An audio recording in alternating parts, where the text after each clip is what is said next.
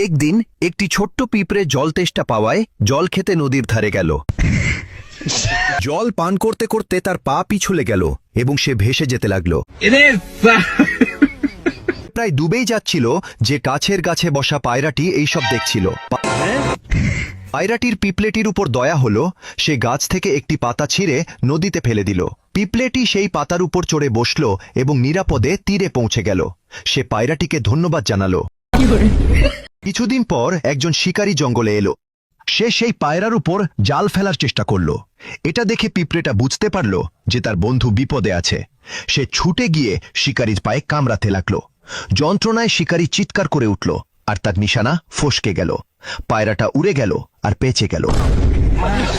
নীতি শিক্ষা: ভালো কাজ কখনো বৃথা যায় না। একটি ভালো কাজ সব সময় ফিরে আসে।